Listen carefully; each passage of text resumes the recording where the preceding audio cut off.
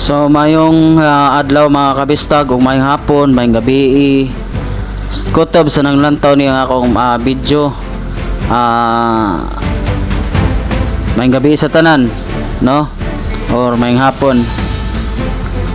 Karon good mupadayag lang ta sa usa ka kuano kaning sa usa nato nga linya sa PDP bitaw.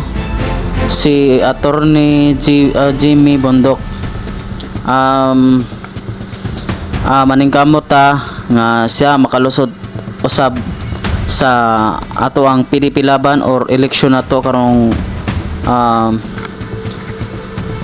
May 12 midterm election. Mahinaot ko ninyo nga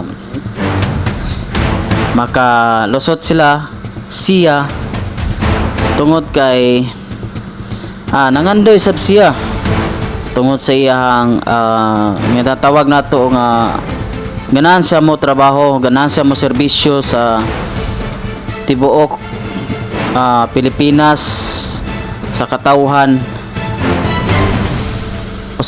Usasad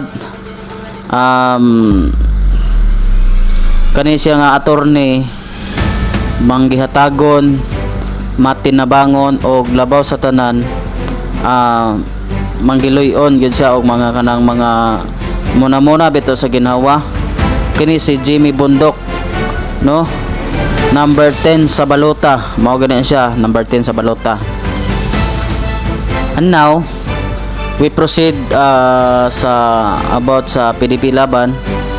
Dili lang kay si Jimmy Bundok, sila tanan, si JB Hinlo, si Attorney Roal, silang Bato, Bongo, Ruben Padilla,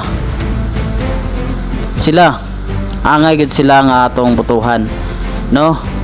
Kay karon ang alyansa is naa sila, daghan man kuno sila sa Cavite. Wa sa ko kahibaw kung ang mga tao dito age amo kuan ba sa iya ha, kaning pabor babe sa iya ha ang mga tao.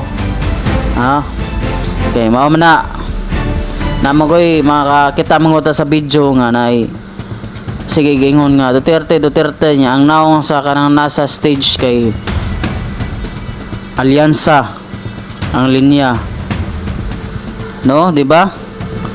Muna makaingon ta sa nga unsa man ni fake news ni, unsa ni di ni tinuod ni, unsa binuang ra ni, di mao ana edited ba ni. Ang ato lang magampo ta nga sila mulusot ang PDP laban nato, ang Team Suka. No, mangandoy kita nga ma-presidente atong vice president karon, no, kay para siya na sad ang mo magyango-ngo or kita mo'y yango-ngo sa iyaha. Muna nga kita magampo kita nga mulusot siya.